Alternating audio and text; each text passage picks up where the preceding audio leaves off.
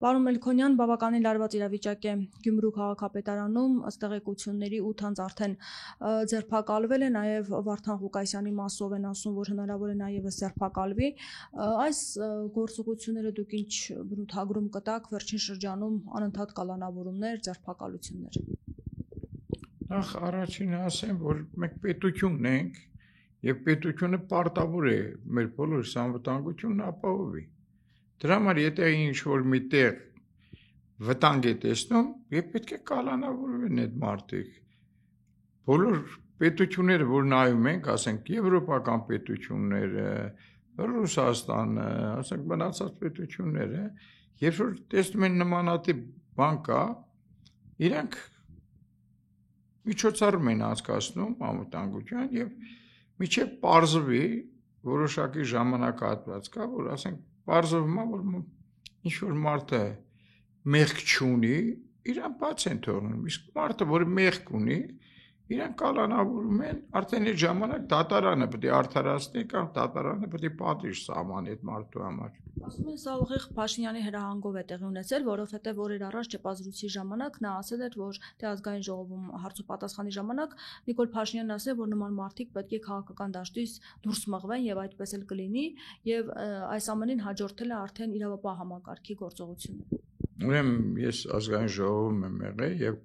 հարցը նրանում է եղել, որ ասենք մարդիկ կան, որ ասում են մեր պետությունը պետք է դառնա, չգիտեմ, ում ճորտը կամ ասենք մտնի ինչ-որ պետությունների բլոկի մեջ, այսինքն ինքը պետություն է, իր պետությանը ոնց որ անպատվի։ Եվ նմանատիպ մարդիկ այո, իրավունք չունեն, ոչ քաղաքական դաշտում, ոչ մի տեղ էլ իրավունք չունեն այս երկրում ապրեն, աշխատեն, գործեն։ Բայց հետո պարզաբանեց, ասում է, ես ասում եմ, որ պետք է ինքնիշխանությունը պահպանվի, օրինակ երբ դուք ասում եք մտնենք Եվրամիություն, այդ ժամանակ արդյոք նույն ձև կասկածի տակ չեք դնում ինքնիշխանությունը։ Հիմա ինքն էլ ասում է, ոչ թե Եվրամիություն գնանք, այլ միութենական պետություն կազմենք, բայց ինքնիշխանությունը պահպանելով։ Ուրիշ ձև անջում։ Ինքը իր ասածը զուտենա, որ Ռուսաստան եւ վերջ։ Ռուսաստանն է, որ մեզ պետք է փրկի, Ռուսաստանն է, որ մեզ պետք է ղեկավարի։ Իր նպատակը էս է։ Այսինքն մենք քանի դարերով Ռուսաստանի հետ ենք շփվել, Ռուսաստանի եղել ենք կազմի մեջ կարելի ասել, որովհետեւ Ռուսաստանն է մեր մոտ նշանակել իշխանավորներին, իր դաբրոն եղել, իր թույլտվությունն եղել։ Հիմա մենք չենք ուզում, մենք ուզում ենք անկախ երկիր լինենք եւ մենք որոշենք ով է մեր վարչապետը, ով է մեր նախագահան։ Դրա համար են մտել քաղաքապետարան անձանց ձերբակալել։ Ուրեմն ձերբակալության հետ կապնված, ուրեմն գոյություն ունի դատարանի որոշում։ Դատարանը եթե որոշում է կայացնում, ուրեմն այդ մարդը պետք է կալանավորվի։ Ոչ թե կալանավորվելու խնդիրը, այլ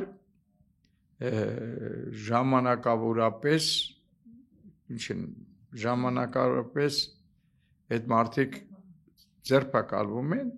դատարանն է որոշում իրանք հանցագործություն կատարել, թե չէ, եւ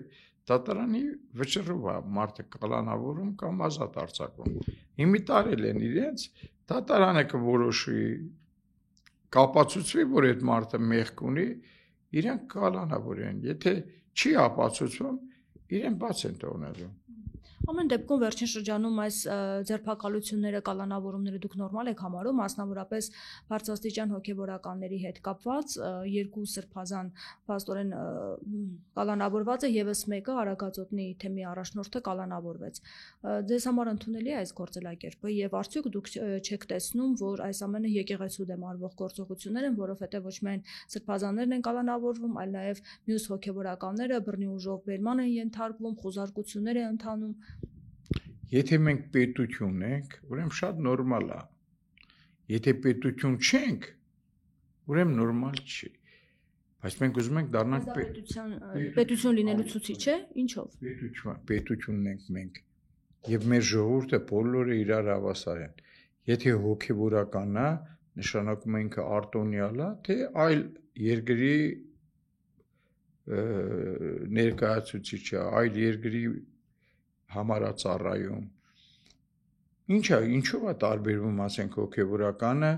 սովորական հայ քաղաքացուց։ Ինչով է տարբերվում։ Այն որ սև սքեմա ակնում, դա է տարբերությունը։ Եթե ինքը հանցագործություն է կատարում մեր երկրում, ինքը պետք է պատժվի, թե ինչ հանցագործություն է կատարել։ Տես ովքեր որ հանցագործություն չեն կատարել, ազատ են արձակվել։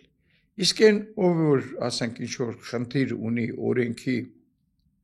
նկատմամբ, ինքը կալանավորվել է։ Կապ չունի, դա հոգևորական է, դա եթե հոգևորականը կոչ անում հեղաշրջման, զինված հեղաշրջման, դա հանցագործությունը հարցազրույցի ժամանակ արված հայտարարություն է, որին չի հաջորդել գործողություններ, նա չի պլանավորել, նա չի ծրագրել, մարդկանց հետ չի հանդիպել, որոշել թե դա ինչպես պետք է անել, դա ուղղակի հարցազրույցի ժամանակ ասվել է այդ հայտարարությունը եւ 1 տարի առաջ հանցակազմ դատախազությունը չի տեսնում, բայց երբ որ Փաշինյանը հայտարարություն է անում, դրանից հետո եկեղեցականների դեմ Փաշինյանը հայտարարություն անում, դրանից հետո դատախազությունը հանցակազմ է տեսնում այդ հարցազրույցում։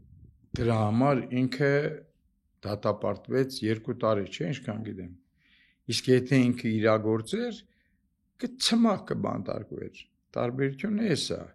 որ եթե իրագործեր, ցմախ արդեն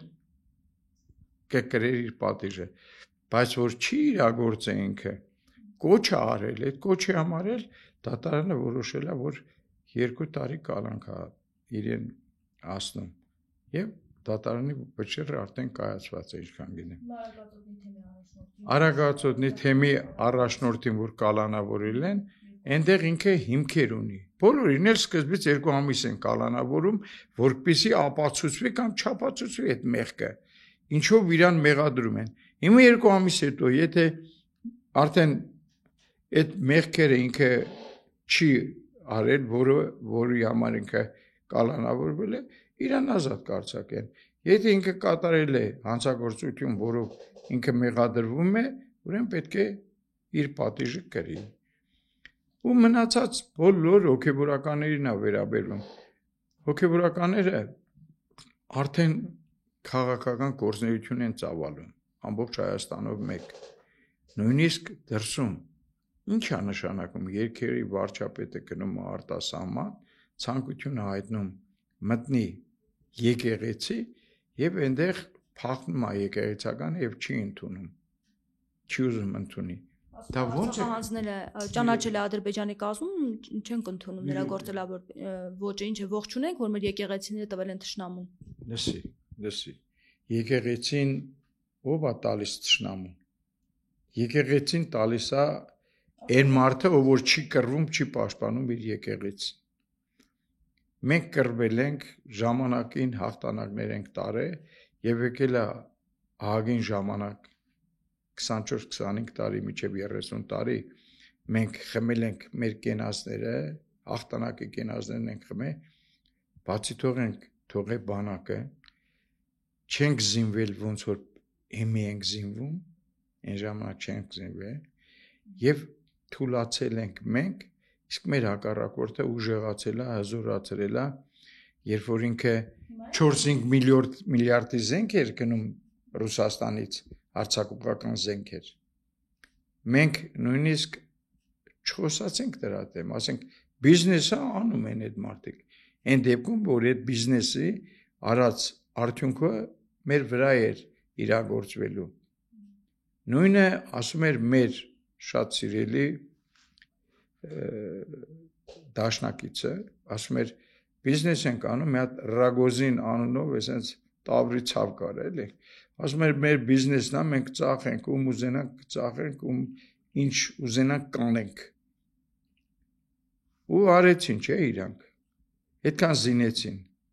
Իսկ մենք այդ ժամանակ ինչ էինք անում։ Հիմա մենք որ զինվում ենք, ինչպես է լինում, որ պաշտպանական բյուջեում պաշտպանական ծախսերը կրճատվում է 15%-ով։ Ուրեմն այս տարվա բյուջեում կրճատվում է պաշտպանական ծախսերը։ Մասին որ ասում եք,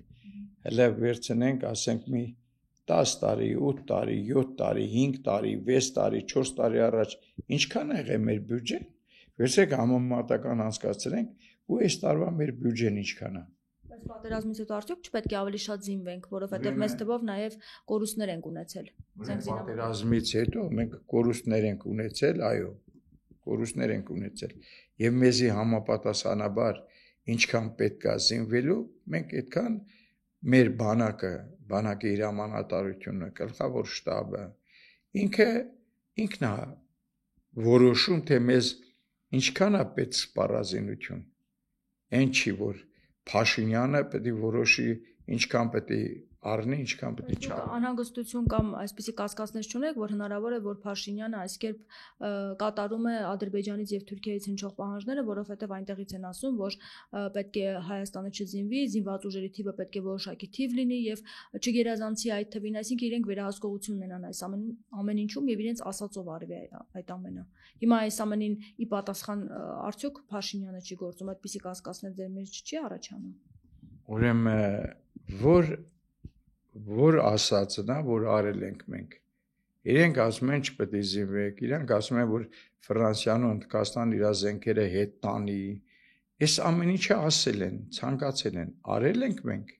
չենք արել։ Ես նորից անդրադառնամ ձեր հարցին։ Բանակը, որ զինվում է բանակի հրամանատարության պահանջով, գլխավոր շտաբի պահանջով,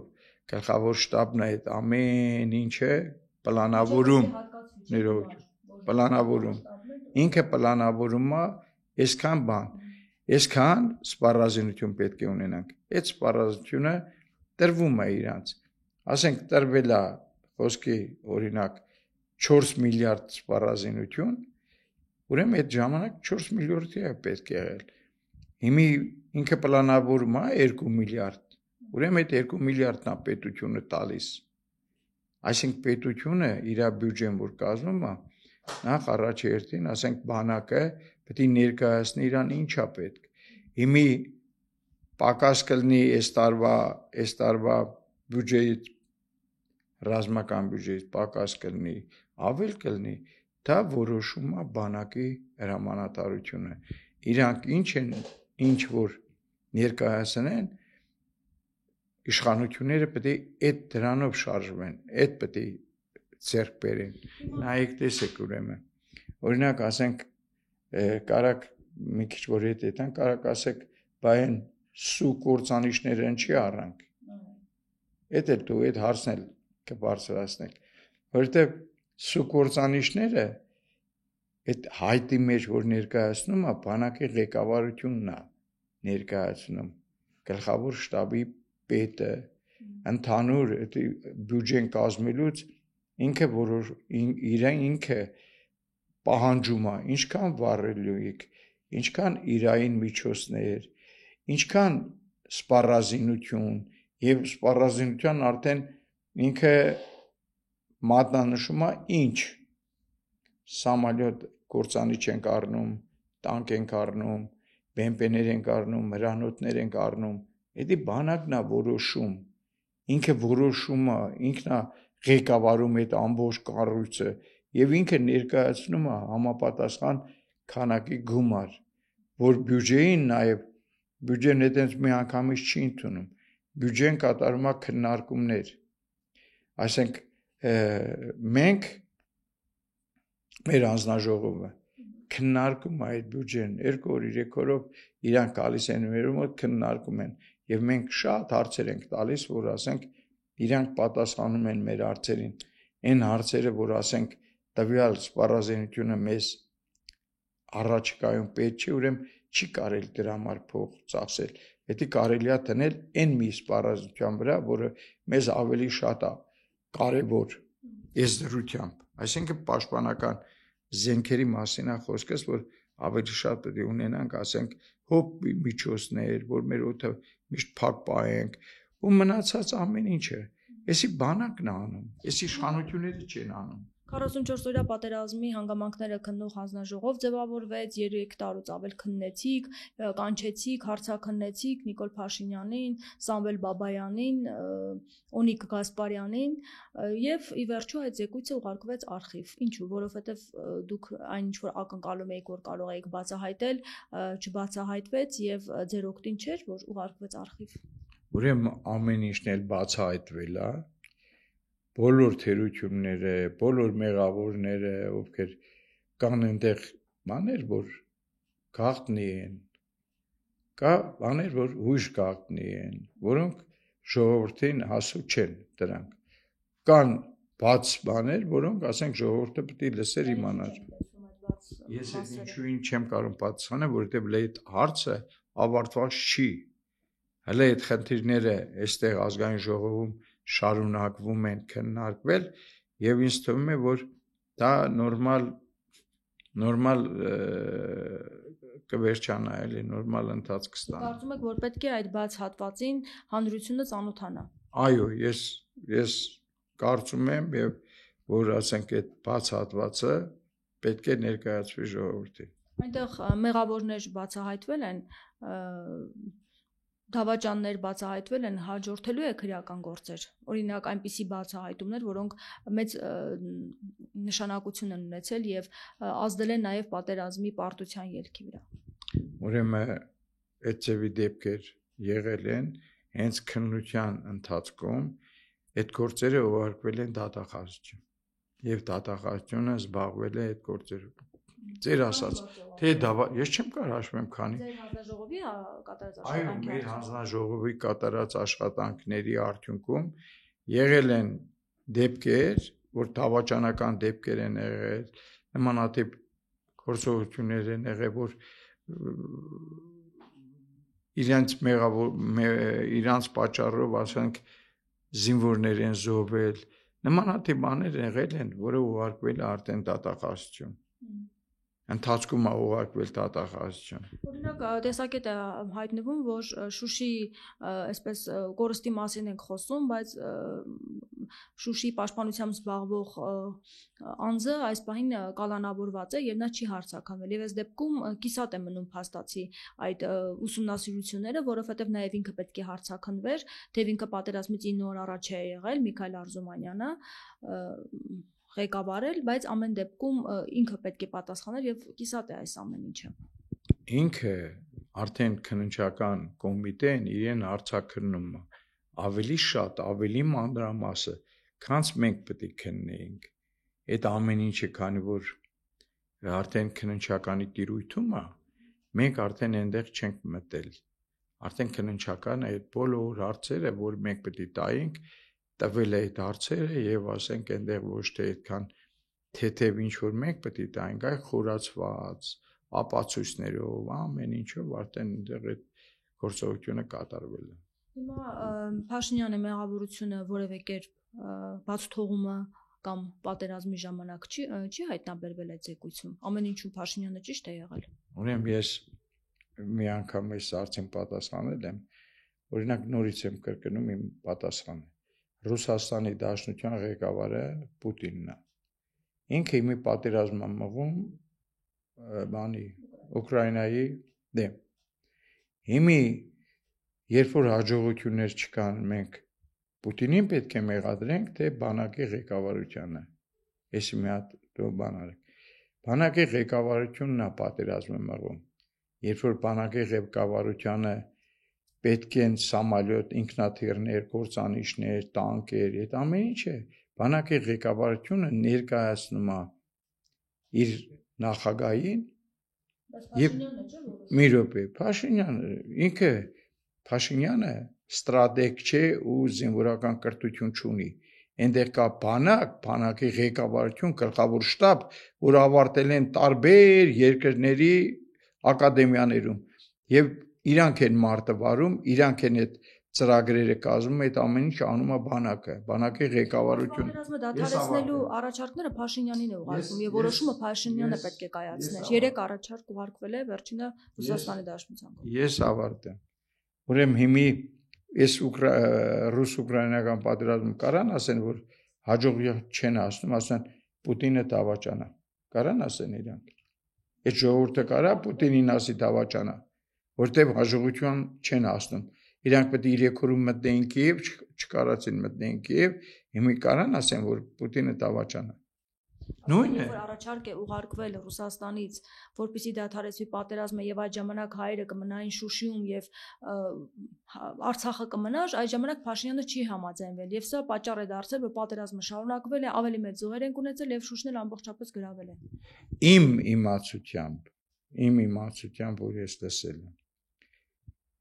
Փաշինյանը ազգային ժողով է գալիս, հրավիրում է ազգային ժողովի բոլոր դեպուտատներին։ Ասում է, «Էսենց առաջարկ են անում մեզ»։ Ռուսները էսենց առաջարկ են անում։ Դուք համաձայն եք թե չէ։ Ազգային ժողովը падգամավորները ասել են ոչ։ Ընդդիմադիր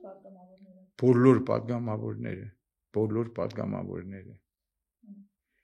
Իրանք հատկապես ընդդիմադիր падգամավորներ։ Ուրեմն, զեկույցում կան նման բացահայտումներ։ Արդեն կամաց զեկույցն ես ուզում իմանաս, չեմ ասի։ Ինչ վերաբերում է այդ բանի, այդ որ ասում եք, ամեն ինչը դու ուզում եք տանեք Փաշինյանը դավաճանա, էսա։ Իմ հարցին պատասխանի, Պուտինը հիմի դավաճանա թե չէ, որ չկա, 3 օրում չի մտե բան Կիև։ Պարտված ղեկավարին չեն հեռացնում։ Հա Պուտինին հեռացրել է։ Ու չի ավարտվի։ Այն որ 3 օրում պետք է մտներ Կիև, չի մտե, չէ։ Ու միլիոնավոր զոհեր է հիմի։ Բայց չի պարտվել։ Որը։ Չի պարտվել, ոչ էլ հաղթանակել է։ Հիմի դրա համար իրանց նախագահին որևէ մեկը ինչ որ բան ասում է, չի ասում։ Իսկ մենք այն մարդիկ ենք, որոնք ամեն ինչը, հատկապես այս ընդդիմադիր լրատվամիջոցները ամեն ինչ անում են, որ Փաշինյանին, ասենք, պախարակեն կամ Փաշինյան դավաճան։ Հիմի որևէ մեղավորություն բաց թողում Փաշինյանի չարձանագրեցիք։ Դա գաղտնիք է, չեմ ասի։ Որ երբ որ լրիվ բացահայտվի կասեն, ամեն ինչ կերևա այնտեղ։ Բայց դուք եք կարծում, որ պատերազմը դադարեցնելու հնարավորություն չկար, թե կար եւ սխալ որոշում կայացվեց իշխանության կողմից։ Ես այդ ժամանակ, դες ամեն ինչ ֆռացնում եք իշխանություն։ Ուզում եք 44 օրյա պատերազմի ուզում եք խոսենք այդ մասին։ Ուրեմն մի հատ առանցին կնստենք այդ թեմայով, սկզբից մինչև վերջ ես պատմեմ քեզի թե ոնց եղե, ով դավաճանեց, ովքեր էին դավաճաները, այդ ամեն ինչը ես կասեմ։ Առանցին մի հատ բան։ Հիմա ինչու իշխանությունը չուզեցավ, որպեսզի այդ զեկույցը հանրայնացվի այն մասը, որը որ հնարավոր է հանրայնացնել եւ ուղարկվեց արխիվ։ Ասում են, որ սա հենց Փաշինյանի հրահանգով է եղել եւ ոչ թե ազգային ժողովի նախագահի որոշման, որովհետեւ Անդրանիկ Քոչարյանը դեմ է այս որոշմանը։ Տարաձայնություններ կան հենց խմբակցության ներսում այս հարցի վերաբերյալ։ Էլի նորից բանը, տարակցեցեք Փաշինյանի բոստանը, հա։ Էսի որ այնտեղ Սահմանադրական ինչ-որ խնդիրներ կա, բան կա, ասում եմ, այդ հարցը քննարկվում է, չի ավարտվել լրիվ, քննարկման մեջ է։ Չեմ կարող ես ասեմ, հնարավոր է, թե հնարավոր չէ, բայց քննարկման մեջ է, չի ավարտվել այդ խոսակցությունները չեն։ Վերադառնալով կրկին եկեղեցու թեմային այն ձերբակալություններին, կալանավորումներին, որոնք լինում են, նախ Փաշինյանի հայտարարություններ եղել, որին հաջորդեց արդեն նույն ձերբակալությունները, կալանավորումները, նրանց կուսակրոնության հետ կապված, ասում էր պետք է գնան կաթողիկոսին, ասենք, որ նա հեռանա, եւ հիմա փաստացի քրեական վարույթ է նախաձեռնվել ձայնագրության հետ կապված, որը առնչվում է կաթողիկոսին։ Հիմա հաջորդ փուլը կաթողիկոսին կարող է կալանավորեն, հիմա հնարավոր է դուք այստեղ որևէ խնդիր չեք տեսնում, որ եկեղեցուն որպես ուժ է տեսնում իշխանությունը, մասնավորապես Նիկոլ Փաշինյանը եւ ուզում է գլխատել եկեղեցին։ Ուրեմն որ եկան դու ամոզված ասում եք, էսեղ բարիկադներ կառուցեք եկեղեցու կողքը, այդպես բարիկադներ սարքեք, որ եկեղեցի բան են, եկեղեցի ոչ ոք չմտնի։ Նախ հարազատս, ես մի հատ հարց տամ քեզ։ Կաթողիկոսին հարց է տրվել։ Դու երեխա ունես, թե չունես։ Այդ հարցը միջև մի արկախված է օդում։ Եթե ինքը պատասխանի հա կամ չէ, մնացած բոլոր հարցերը կլուծվեն։ Բոլոր հարցերը կլուծվեն։ Այսինքն եկեղեցու դեմ չի էս ամեն ինչ արվում։ Արվում է անհատի դեմ։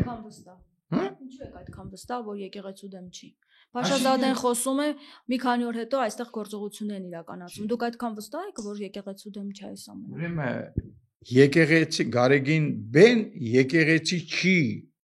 Ինքը անհատ Հայաստանի Հանրապետության քաղաքացի է, որը իր պաշտոնը ասում է, որ բռնազավթել է։ Եթե ինքը պատասխանի այդ հարցին, ինքը երեխա ունի թե չունի, նոր ես իմ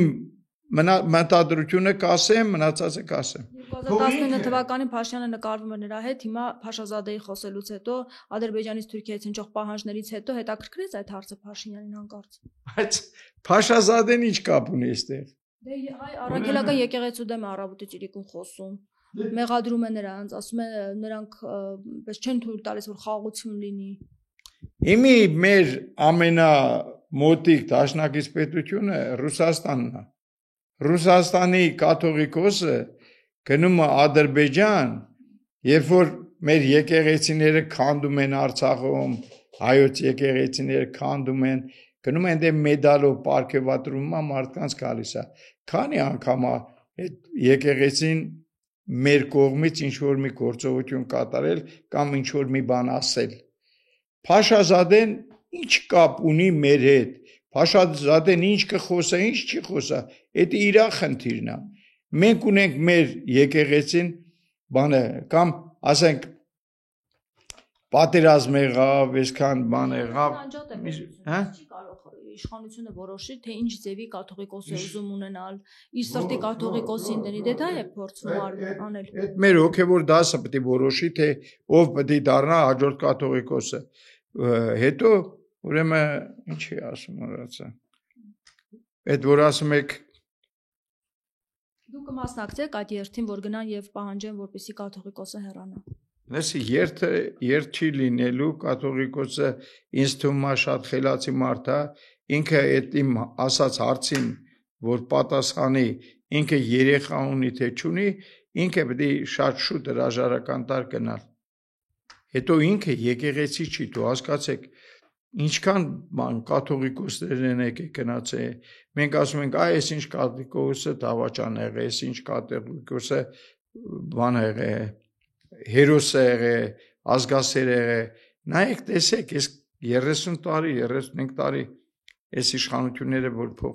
բան եկան, նոր իշխանություններ եկան։ Երբևէ լսել ես, որ այդքան պատերազմի զոհերից, այդքան մեր երկիրը վատ վիճակի մեջ է եղել, որ որևիցե մի անգամ բացի Սարդարաբադի ճակատամարտից, որ եկեղեցու զանգերը ղողանջեն։ Լսել եք այդպես բան։ Բացի Սարդարաբադից մենք այդքան կորուստներ ունեցանք էսա։ Մի օր եկեղեցու զանգերը ղողանջեցին, չղողանջեցին։ Բայց երբ որ բանը Բայց հենց կաթողիկոսն է գնում եւ գեյների վերադարձի հարցի հետ կապված խոսում եւ հենց եկեղեցին է բարձրաձայնում մեր եկեղեցիները, որոնք Ադրբեջանի դիապետության տակ են։ Բազանին որ կալանավորեցին, սկսեցին զանգերը ղողանջել, որ կալանավորում են։ Այդ զանգերը ղողանջելը իր բանը չէ։ Երբ որ արաբվիր կա երկրում, երբ որ պատերազմ է, զանգերը այդ վաղտ են ղողանջում։ Ոչ թե կալանավորեցին բանին Բայց կալան ղողանջին ինչ անեն զանգի պատերազմի։ Ինչի կա չէ մի րոպե եպիսկոպոսին կալանավորելուց զանգերը պետք է ղողանջեն։ Պատերազմը սկսվել է, զանգերը պետք է այդ վաղ ղողանջվի, պատերազմը մեր երկրում սկսվել է, զանգերը պետք է ղողանջվի, ժողովուրդ ջան, ոտե ելնենք, մեր երկիրը պահենք։ Էս է խնդիրը, ոչ թե բանին մորցավ բան։ Չէ։ Աջապարյանին կալանավորել են ու զանգերը սկսում է ղողանջել։ Բայց այդ մասին ինչ կասեք դուք։ Ինչ էր, արավիրք էր, պատերազմը սկսվել մեր երկրում, որ ամբողջ զանգերը սկսեցին ղողանջել Էջմիածնում կամ ուրիշ տեղեր։ Որ Աջապարյանին կալանավորել են, մարդ, որը բան էր անում, որը կոչ էր անում հեղափոխության, չստացվեց, իրանց բանը չէր, դրա համար սկսեցին զանգերը ղողանջել։ Երթին չասացիք մասնակցելու եք թե ոչ։ որովհետև Փաշինյանը հավաքագրում է մարդկանց։ Այդ հարցին ես կպատասխանեմ այն ժամանակ, երբ որ կատողիկոսը պատասխանի մեր հարցին։ Այդ վաղն ես կպատասխանեմ։